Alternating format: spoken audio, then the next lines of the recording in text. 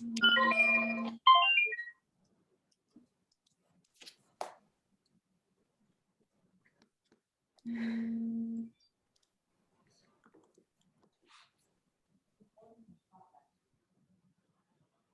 right, it looks like we have a few more people joining. We'll start in just a minute.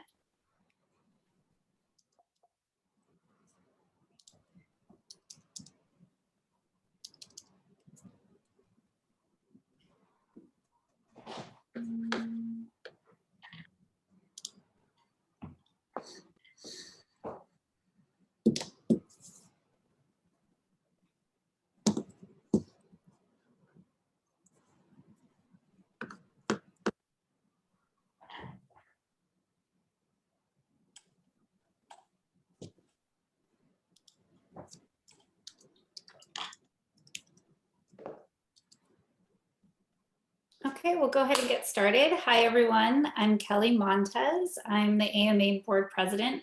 I really appreciate everyone being here today as we kick off our fall webinar educational series. There's also a lot of really exciting things happening at the AMA this fall. If you haven't had a chance to check out the website recently, we've launched the national guidelines for photo production, which I think is an incredibly helpful resource for everyone. Please be sure to check that out. We are also launching many different shared legal resources, NDAs, as well as terms and conditions, and a universal bid form to be launching later on this fall. So follow us on social media, and please continue to check out the website as we roll out new resources every week. And now I'm going to kick it over to Stacy, who will tell us a little bit about what we're going to be chatting about today. Hi, everyone. Welcome back. If you were at the first part of this, which was editorial contracts, today is part 2, where we're going to talk to you about infringements and best practices on how to deal with it, what exactly the different kinds of infringements are. And then we also are going to help you navigate that with clients. I know it's tricky sometimes because we all live in a world where you want to keep your clients and not make them angry and upset that we're going after them. So Emily and Bill are both experts at handling these situations. Emily Pitts is a lawyer that's been working with us at the AMA, and also works as well with a lot of photo agencies. And Bill Hannigan, who I'm sure you all know as well, who is an amazing syndication agent and was a photo agent as well in the past. Yeah, so I'll let you guys take it away from there and start the slideshow, and we're going to have times for questions and answers at the end. Thanks, Stacy. Stacy. Sorry, trying to get that. Here we go. You can skip back past this, but it's just an intro. Here we're talking about part 1. If you haven't watched, as they mentioned, please watch it. Available to you on AMA, and then part 2 is today, which is infringements. And we're talking about specifically when a brand or a third party, any third party really, uses an image or your work or your illustration that is copyrighted to you without your permission, and what to do about it. We're going to go through several different areas. It's going to be pretty quick today, but we'll start with a little intro to infringements, show you some examples of infringements, the steps that you need to take in order to register and protect your work. Bill will go through some effects of the infringements on digital media. We'll talk a little bit, strategic negotiations is kind of woven into all of it and how to handle all of this. And then at the end, we'll discuss the remedies that are available to you when you pursue an infringement. And this is a disclaimer, and it's, although I am an attorney, this is not legal advice. This is here to make very clear that as AMA, we are providing this as a resource. However, if you have a specific infringement that you have questions on or are interested in pursuing, we recommend that you contact an attorney and ask any specific questions, and don't rely on this specifically with regards to your legal situation. It's meant to be more general. So if you have any specific questions, to contact an attorney. All right, this is just a basic overview of kind of two different classifications of infringements.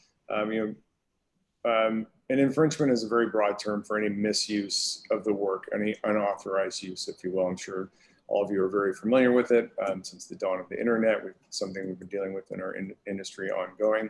And it can basically happen at any stage from the moment the image is created till hours after the first publication, till 10, 20, 50 years beyond. And they basically break down in what we deal with in a practical manner into two camps. One is when the usage that was agreed upon exceeds that agreed upon usage and terms. And the other is when a third party uses the work and they never had permission at all. So no permission was ever granted, and it's a clear misuse of the work.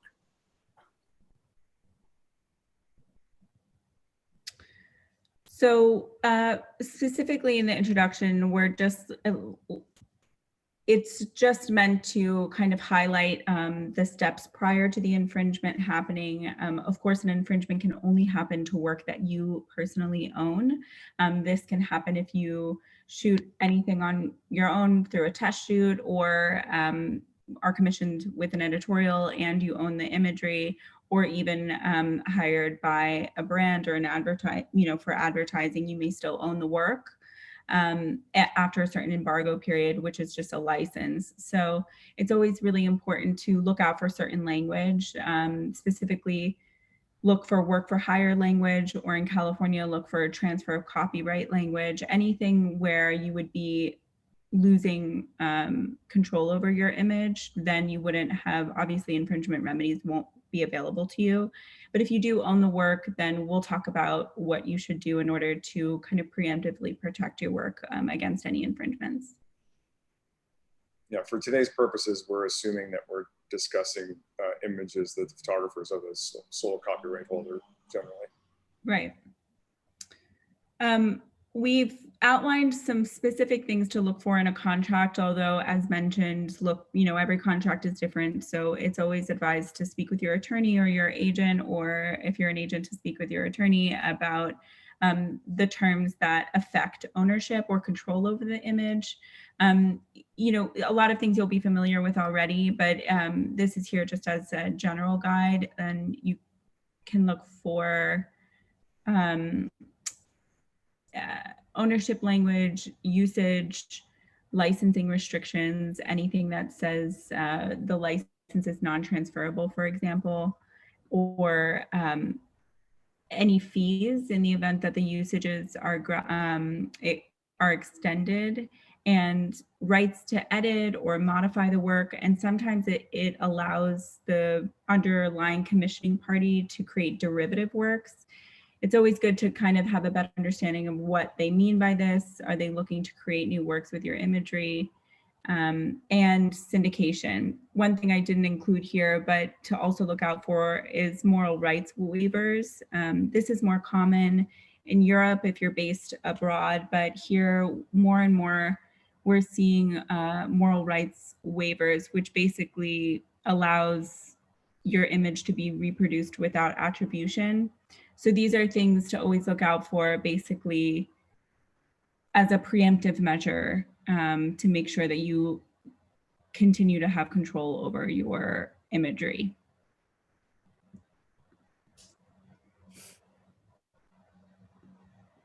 So Here we have two. Yeah, go for it.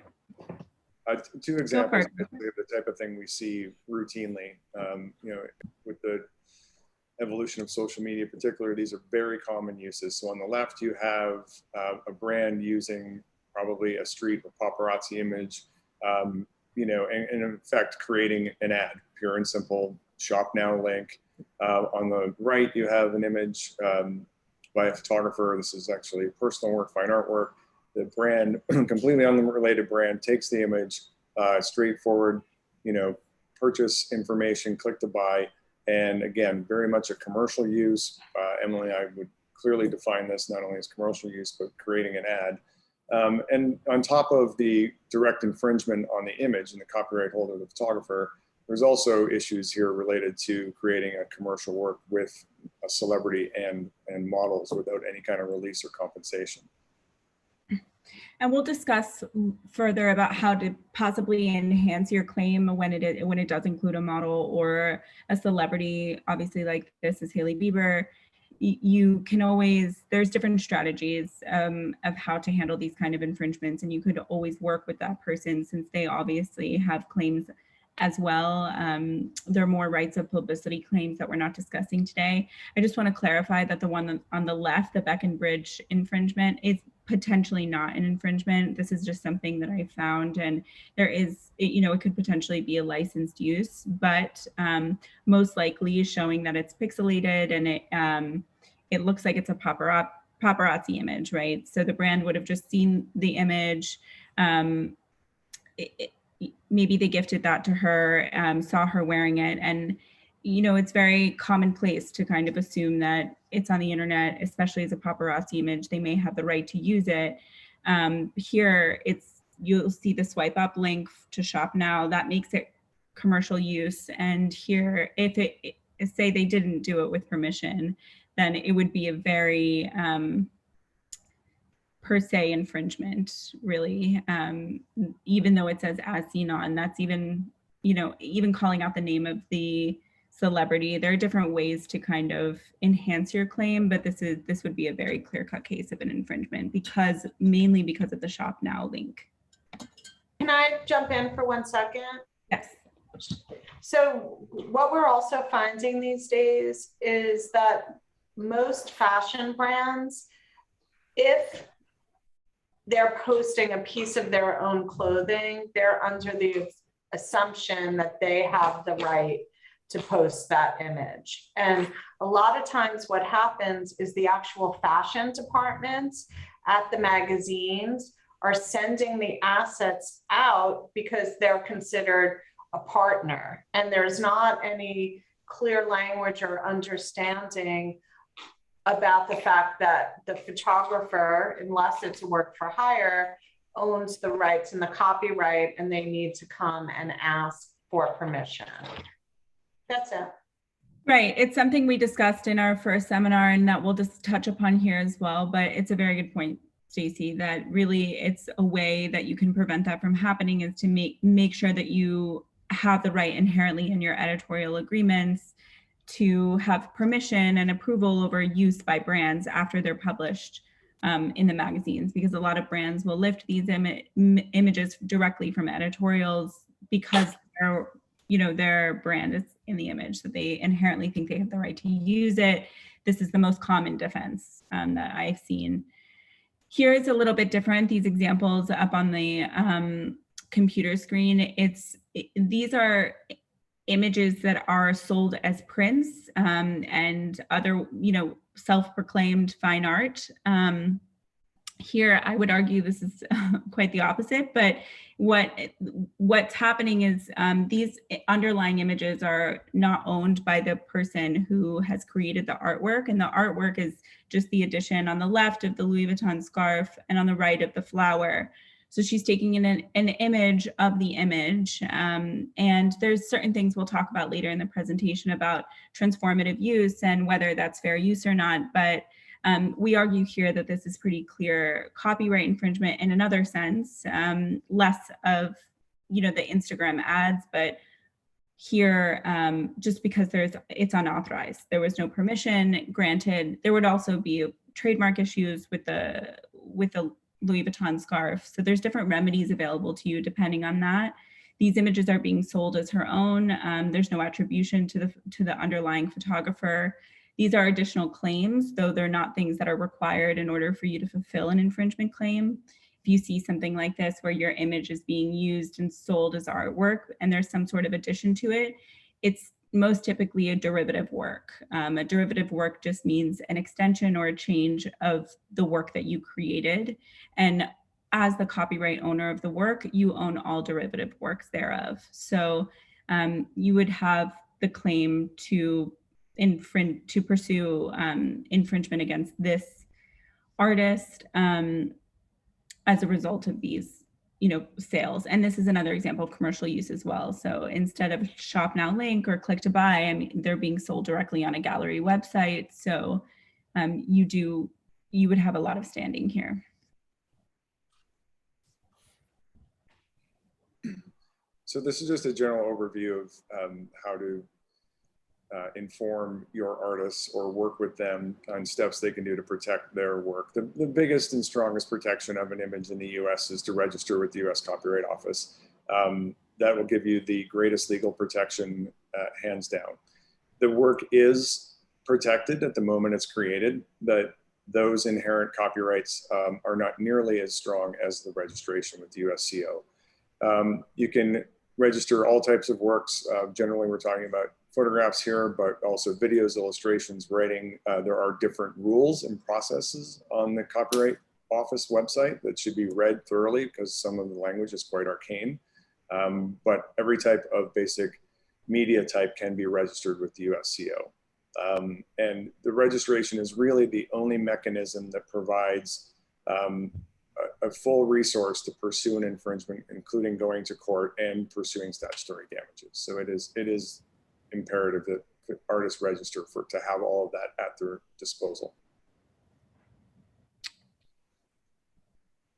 Right. I was going to add to that, and it speaks to that here, that most commonly photographers will say, well, I thought I owned the work inherently, and you do, you absolutely do. But in order to bring a claim, you do have to show a registration. Otherwise, a court will not even recognize your claim. So then we'll get into later why the timing of that matters, but basically it'll be timely or untimely. So the sooner you register your image, the better. And regardless of whether it's registered, you have a right to ask for the infringement to be taken down because you do own that copyright. So that's really what it gives you. That's the right of your copyright that's not registered. But here again, we're working under the assumption that all of your work is registered and how to pursue infringements there. But really, in the event that you shoot an editorial within 3 days of publication prior to registration, you see an infringement. These are most likely when it happens too, immediately after publication. You will still have time to register it in a timely manner after the infringement is found, which will avail you to statutory damages. But there are different things you can do immediately, even if it's not registered, such as sending a cease and desist letter, which you have the right to do, even if it's not registered. Or you can just send an email takedown or begin a conversation in a more amicable way with the infringer and ask them if they have a license or if they would like to negotiate a license, and let them know that here, in order for them to use the image, there's a fee associated as long as the use is approved, of course. Sometimes these uses may not be approved, even if they were to pay a fee, based on, of course, your assessment as the agent or as the photographer of how you want the work to be used. So then maybe that wouldn't make sense. But if you're okay with them using the image, then we'll talk about different options for you to handle that. It's important to note, and I've added here, that most cases do settle, and the registration with the US Copyright Office is just simply used as a form of provenance to show how far the image has gone back and who owns the imagery. It's not a requirement to settle, it's only a requirement to actually file a claim. But most sophisticated brands will require you to show proof of registration in order to settle on their behalf. Go ahead. To add two things there. If you are going to send a cease and desist or a takedown notice, I highly recommend that you document the misuse prior, as in greatest detail that you can, including if it's on a social media platform, capturing how many followers the brand has or whoever used it, as well as any data regarding the reactions, likes, etc., to that post or use of the work. And also, just on top of what Emily was saying, if you are engaged with someone at a brand or elsewhere, any company of size, if they have legal representation involved, they really won't engage unless it's registered. They will just kind of blow you off. So that's just to reiterate how important it is. So the best way to do that is kind of to get into a routine with your agency, or if you're an agent, work with an attorney, or just maybe even through your licensing company that you work with, that will work with your photographers to register their images every 90 days.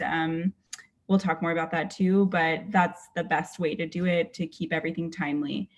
You can bulk register images. It's a little bit different with illustrations because they're unique. But you know, every case is different. So if you're publishing your own zine, for example, the whole thing can be registered at once. So that's a good way to keep the cost down. The cost of registrations are usually only $55 or sometimes $85 if you're not rushing anything.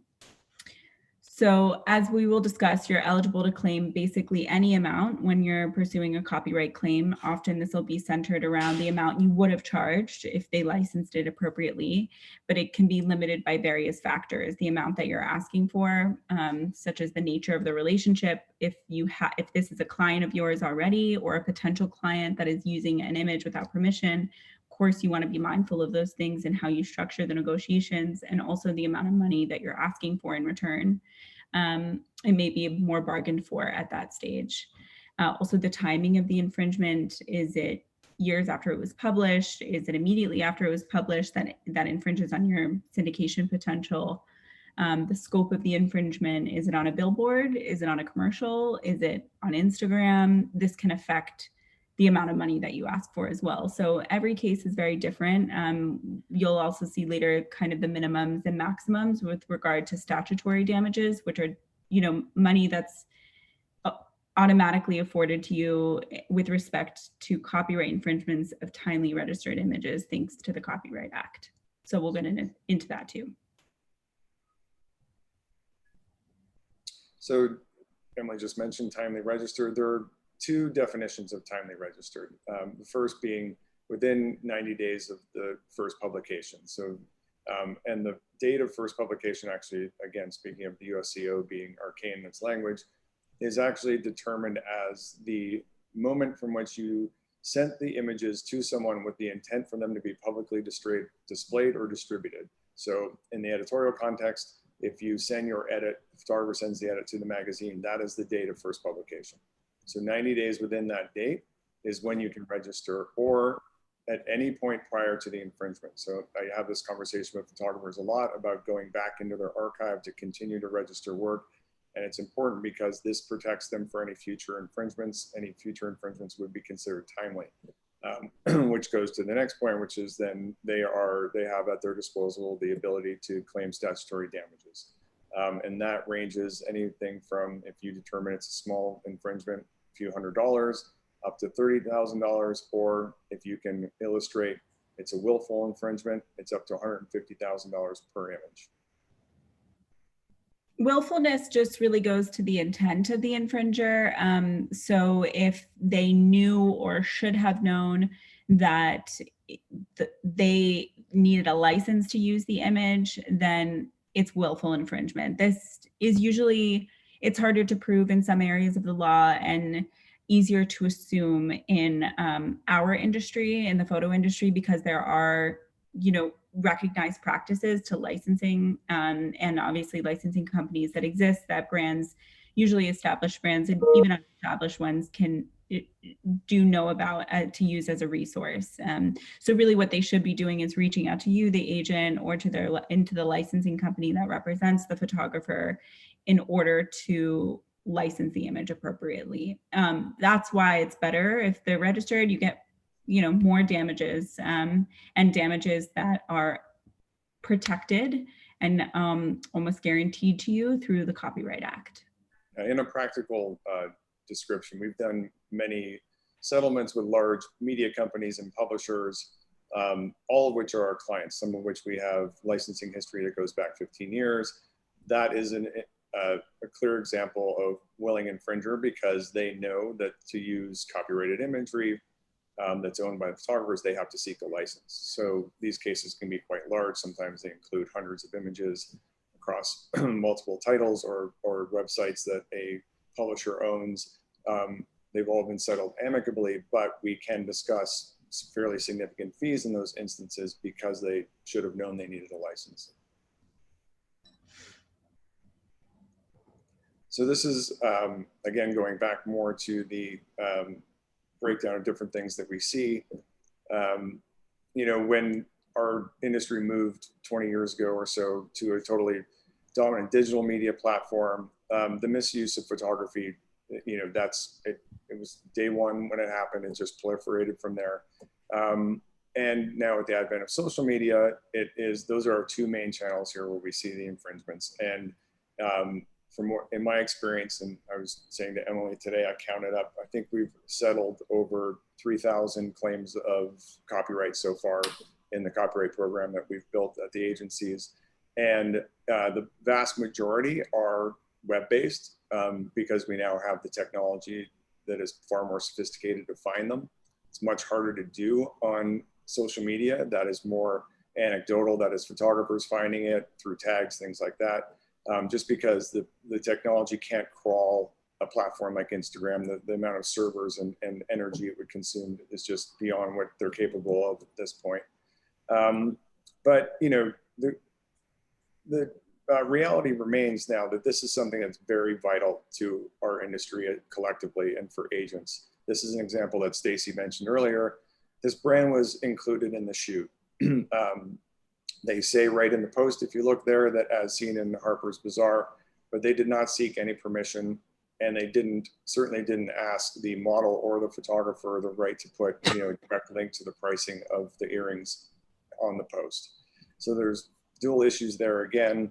But really this is, you know, speaks to if they can or believe they can use this imagery for free to in essence create ads, it's going to erode the need for brands to create ads, right? So that's going to take away from new work.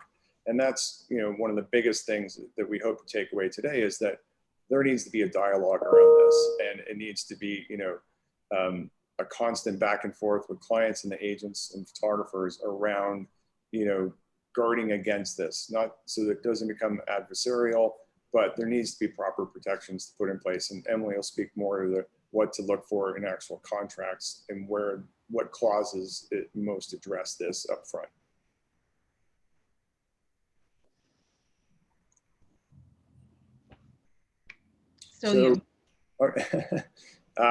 You know, in essence, just continuing what I was saying, it's, you know, there's questions around the legality of this and whether or not they have the rights to do it. From my perspective, an example like you just saw, it's a clear infringement. You know, that said, it was unknowingly infringed upon. You know, they believe they had the rights to do that. So again, it goes to this being a conversation and hopefully having it be amicable, but moving the industry as a whole in a direction where, you know, proper fees and permissions are paid for uses such as this, because it's not going to go away. You know, Instagram is a massive advertising platform at this point. You know, the need at a bare minimum, again, Emily will talk to this in the contract, is there needs to be a structure in place where at least permission is sought so that you're aware, photographers are aware that the brand is using the image. So and again, the last point there is that you also will have rights of publicity wrapped into all of this. Essentially, if you could go back just quickly, essentially, I just want to highlight that really the trend that used to happen is that, of course, I mean, and still happens, is that brands will see an editorial and they really like it, and the model or the celebrity happens to be wearing their dress or their item of clothing, and they'd like to use the image to promote their work. And most typically speaking, before the advent of things like Instagram or Twitter, a brand would have to, without option, either go to the magazine or go to the photographer or go to the photo agency or go to the licensing agency to request permission to put it on a billboard or a bus or their website, most typically and more modernly their website. These are all things that are established customary practices where permission is required in order for them to use the images.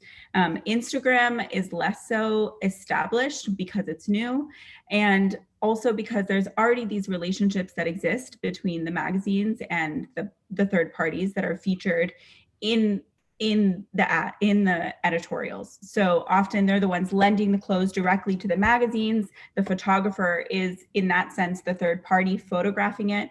Now the photographer owns the image. They become an essential party to this situation. But a brand will just go directly to a magazine, ask for permission, get permission from the magazine, and then post it on their Instagram. And sometimes it's clicked by, sometimes it's not. I argue that both are per se copyright infringements if they're done without permission. As Bill said, it may not be knowingly. They thought they did it with permission because they got the image from the magazine, but it all goes down to your agreement with the magazine and whether they had permission to sublicense those images or not. And so that is why the first part of our presentation was so important, to kind of, make sure that you read that properly and bargain for those rights. That way, when it gets to that place where it will inevitably get, where there are infringements, you really have the right to pursue them. And you won't have the right to pursue them even if you own the image and even if they use it without your permission, if you've unknowingly given the magazine the right to sublicense that image. Yeah, and as Stacy mentioned, it might not actually be the photo department who's giving out the image. It highly likely it's the fashion department, and it's not the department you even negotiate a contract with. So it's people who don't know the contracts at all, right? It's they're not negotiating it. You're negotiating it with the legal team, but then the and the part, sorry not to interrupt you guys, but this always gets me in the craw so badly, is that they're also making you break the embargo that the publisher has sent to you. So their own, fashion department is breaking the embargo. And I know that, Emily has encountered this, that then the publishers are furious that this is even going on, because in their mind, they've paid for the shoot and they want it to be exclusive for a certain amount of time. So, all the parties aren't really talking to each other. Exactly. And we get caught in the middle. So the best way to approach this is really to go in as a partnership with the magazines and the publications or even the brands, and join the conversation as the photographer and the copyright owner, rather than somebody who's really penalizing these parties, which is, of course, what an infringement is when you pursue these infringements. But we're really trying to find ways to provide alternative solutions to this kind of growing this proliferation of infringements all over Instagram.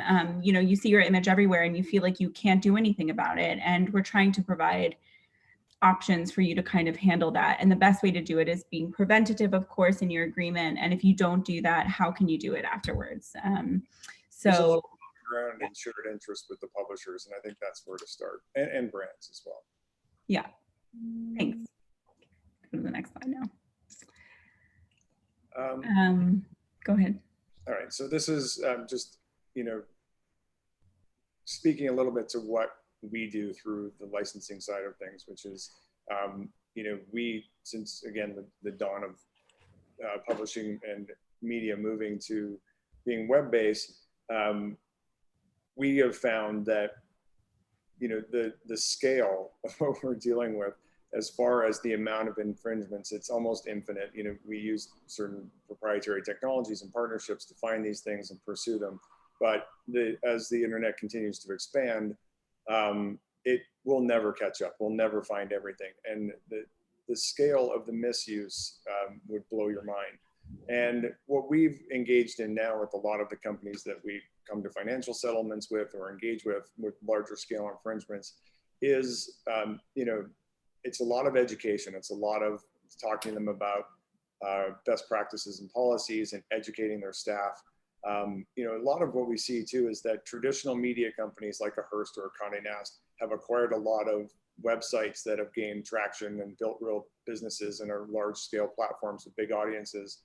And they necessarily haven't internally educated those staff on copyright and how things work. So they'll acquire an entity that by standard practice have taken the assumption that because images are online, they're free, and they become massive willing infringers, really. And so a lot of our process is, just talking to them and educating them about instituting, what was traditional publishing practices around use and copyright and licensing. And then the second part of that is, and again, Emily will probably go more into this on a contract level, is, within the contract, there needs to be more of a dialogue going on about the use from third parties, and the fact that, when they do for PR use for a campaign, but particularly more in my world for the original publication of a story, there needs to be structure around that. There needs to be, certain parameters of a full credit, a link back to the original article, and a clear definition of what rights are being granted. Because what we see on a really, really large scale is, for an example, someone will ask permission from Billboard to feature their cover story. Billboard will say, yes, please, link back, credit this, Billboard and the photographer, and it'll say courtesy Billboard. Another 500 people will use that image and assume because it said courtesy Billboard, they're free to use it as long as they do the same thing. And, and they will say to us, we didn't know, but it doesn't excuse the actual infringement. So those definitions and parameters are, I think, something that as an industry, we need to be focusing on. This is an example of what I was just alluding to, which is, this is the Daily Mail. It was a massive thorn in my side. But they got official permission from Billboard to post this brand new shoot. I think it was the day it came out from Billboard. But as you can see on the left side, they have a feature called Female Fashion Finder. And they put, if we had a fuller frame, actually, there's a price tag put over JLo. And when you click the read more, you go to the right side, which has a clear merchandising component to it, has the actual dress for sale that's a click through to buy that the Daily Mail is compensated for. None of this permission was granted from Billboard or from JLo, for that matter, for them to do this. But also, when I showed this to Penske, who owns Billboard, they were horrified. But there was no language in how they distributed these images that said they couldn't do this, really.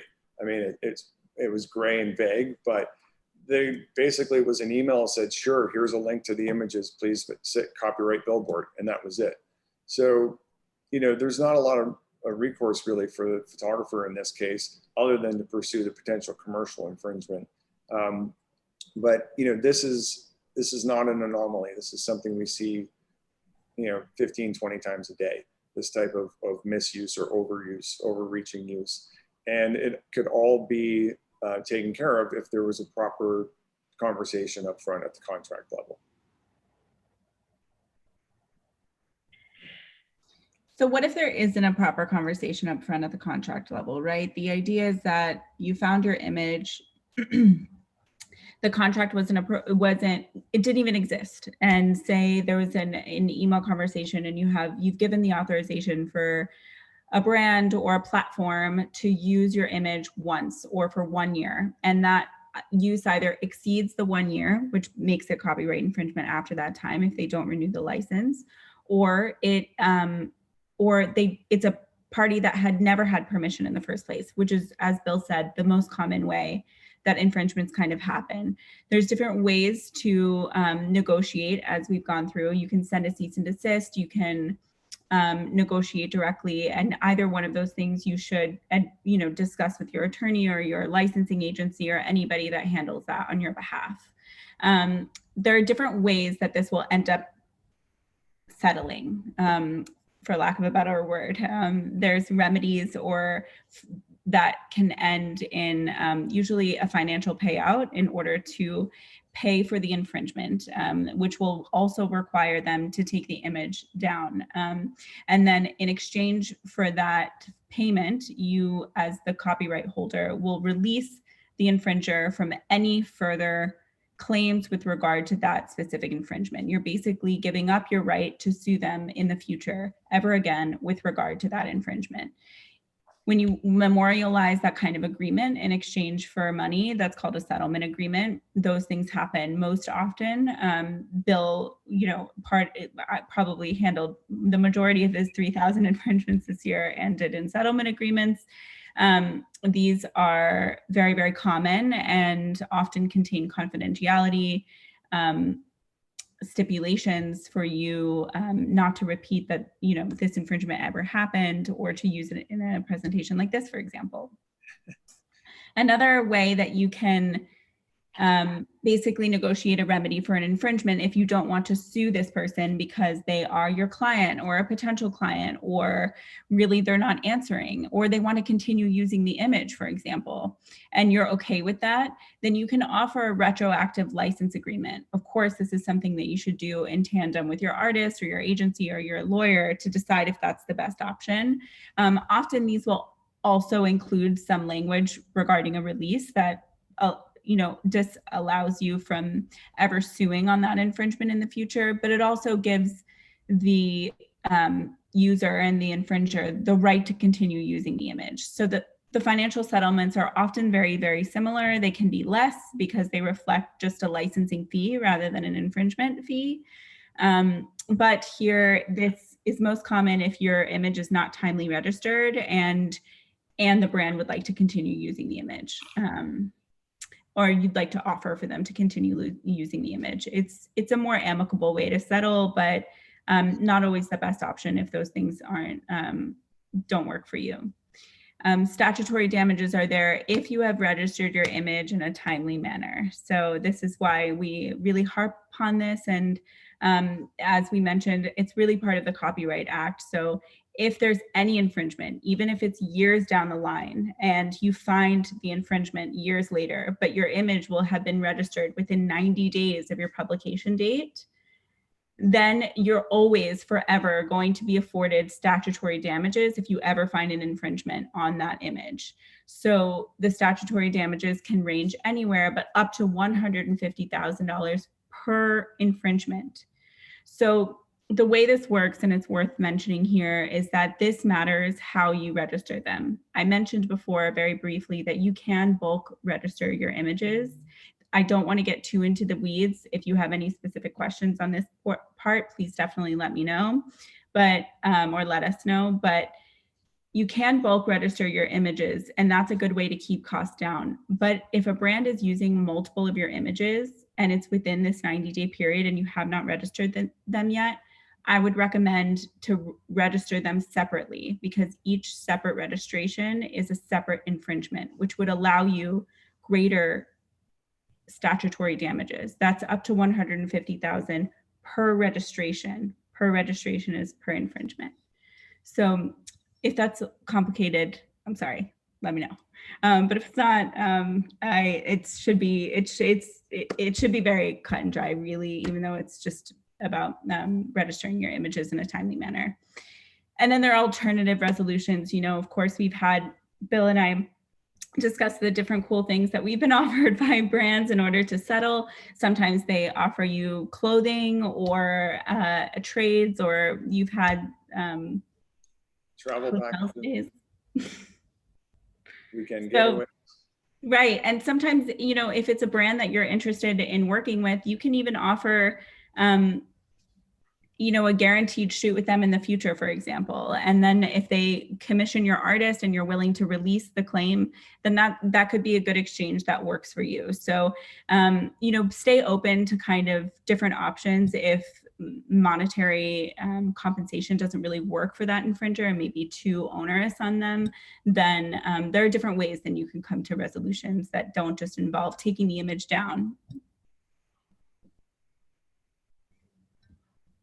So as I mentioned, there's remedies to infringements, but there is an aspect that I don't want to delve again too deep into. I've included this here in order to give you the full picture.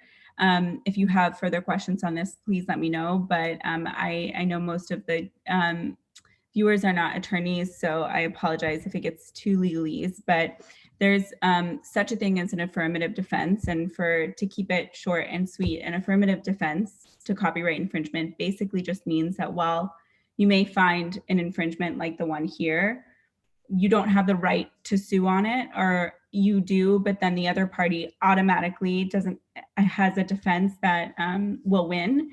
And that's if it's fair use. Fair use is part of our statutory law in the United States. And basically it means this. certain platforms have the right to use your image without permission, unlicensed use, if they're doing certain things, and it's to protect free speech, right? So criticism, if you wrote a recipe and you've copyrighted that recipe and there is a op-ed criticizing that recipe or your photo or your video, then they have the right to use that photo or video or recipe as a reference to what they're criticizing. That includes news reporting, teaching, like examples like this today, our seminar, we have the right to use these images because it's an educational resource. If it's a parody, which is why you'll see like Stephen Colbert using and different like late night hosts using images, and then they amend them and they create derivative works of them. But they are a parody, and so they have the right to do that without permission, even though they usually probably do have permission at that stage. And then of course, scholarship and research. So there's certain areas you don't have to know them necessarily. It's just good for you to know that not every single unlicensed use of your imagery is necessarily an infringement if they are protected by fair use. If it goes into fair use, so this is why I've included this example here. So this is the same artist who is using somebody else's underlying image, that image of Carly Kloss there. She's painted or cut or copy and pasted some colors on top of her. And she's now then photographed it and printed it and is selling it for 950 Australian dollars. So this is use in commerce. The nature of the copyrighted work is there, it's underneath. She hasn't, but she's added upon it. So it's a derivative work. So you would still own the work. But here somebody else created it. So because they're creating a work that you own as a derivative work, you have the right to pursue an infringement. They would have the right to try and argue fair use, and this is how the court would weigh it. We don't need to get into all of that, but it's just good for you to know that there is an argument there and it is available to people who do use unlicensed images, and that's something to be aware of when you come across infringements.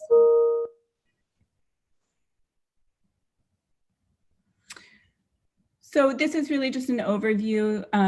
So the first step when you see a copyright infringement or your image being used without permission is to, of course, consult with your specific team, your attorney, your agent, your licensing company in the best way to handle a takedown if you want to take it down. You can do this more officially through a cease and desist, which has to be sent through an attorney, or you can do this more unofficially and casually through an email or an Instagram DM, or however you think is best if you know them personally, and really going in with more inquisitive questions. Do you have a license for this, rather than accusatory language? It's really up to you and how you choose to handle that and who you are pursuing, right? It's going to be very different how you handle it if it's a brand versus an artist like the one I previously showed you, who probably doesn't have a legal team. So may not respond to an email and may, respond more forcefully to getting a cease and desist. So you can weigh those options as they come up. Go ahead to the second point, Bill. Oh, sorry. Oh. That just kind of repeats what I said earlier. I mean, the proliferation of these infringements on the web, but also social media now, it's, I believe, a real growing threat to the industry. It is only going to expand. I've been doing this on kind of a large scale for about 7 years now, and it just grows and grows every year. It's not going to shrink really, but there are things that we can do and put in place to help the artists and help protect our business collectively. Like Emily was saying, I think the biggest thing is for photographers and their teams, agents, their teams around them, licensing agents, et cetera, to really explore this and have a strategy for copyright compliance, to put something in place. Again, the most important thing, to be registering images. And then when infringements do occur, what response are you going to have? And that should be, again, discussed and come to an agreement with your agent and an attorney, and be strategic about it. I think it's also worth noting too that when you're writing out your job description and your usage license, that it's worthwhile to be very specific with clients about a lot of times clients just say digital usage, and it's important to clarify what that digital usage could mean, as so much is moving online as well. It's a very good point, Kelly, and it's a point that I kind of skipped over also, but it really worth mentioning is what is third-party use. A lot of times in a usage, they'll say this is for third-party use, and it's really important you ask, great, what are the third parties? Who are they? Can you please list them out? And you can say, look, this is because we are actively pursuing infringements and we don't want to approach any parties that have the authorized use of this. So we'd like to know who it's going to be. Are they your direct licensees? Are they random third parties? Is that brand getting money for syndicating your image without permission? So it's really good to preemptively, catch that, even if it's not within the agreement, but just within the usage permissions itself. Really, really important if a brand or a magazine is asking you to shoot for them, that the agreement reflects that it's just for them and that the license isn't then sub-licensable. Because if it is, then they have the right to give it to another party or a brand to post without telling you. So there are two ways to handle that. Either you make it a non-transferable license. So, you make sure that they don't have the right to transfer or license your image, or you tell them that if they do license the image, they have to do it with your approval. So then you're always included in the process. So those are things to look out for. But yes, as Kelly and Bill mentioned, the photographers really should work with your teams to establish a proper response and a strategy to really ensure that your copyrights are always protected. And I know for everyone that the different usages get confusing, tricky sometimes. There's new ones popping up all the time. And actually the AMA, I don't know, is our usage glossary live, Kelly? Yeah, so we have created an incredible usage glossary where we have tried to define for everyone what usages actually are. I don't remember which one. We went back and we found something that clients still ask for, which was basically a floppy disk. I think sometimes, people are so used to asking for things that they don't even need, but it's just been in, I don't know, like what has always been in certain usages. So everyone should take a look at that. I think it's really, really helpful, and it's especially helpful for your young agents who, might not be that familiar with certain things, and they might not have access to be able to ask someone. So, this glossary is just awesome for everyone to use as a reference.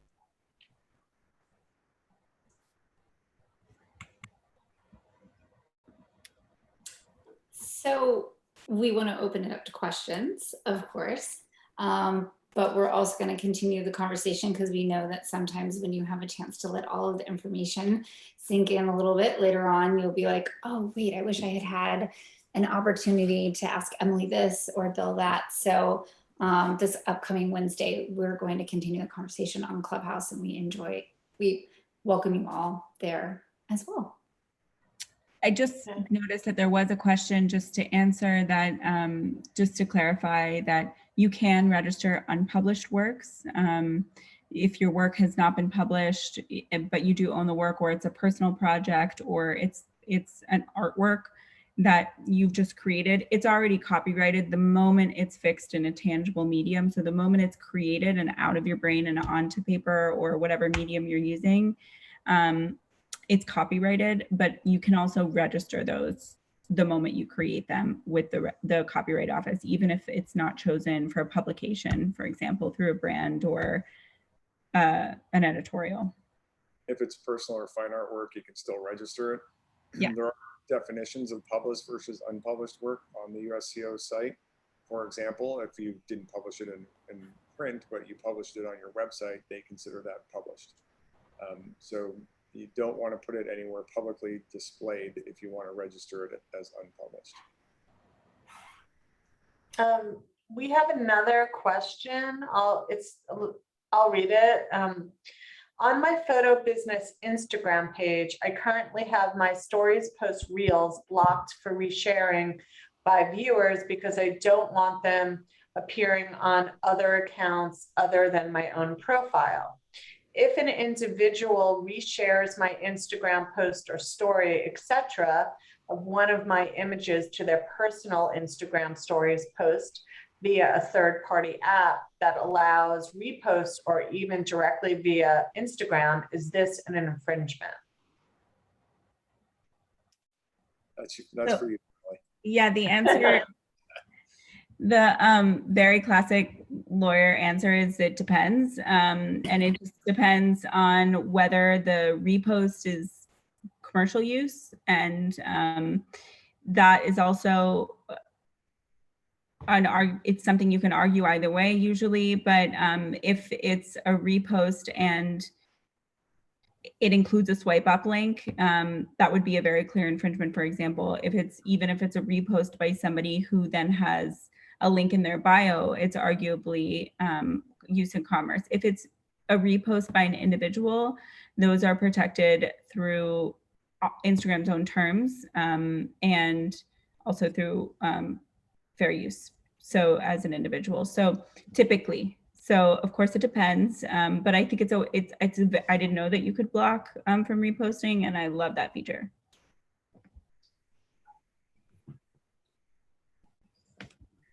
Are there any other questions?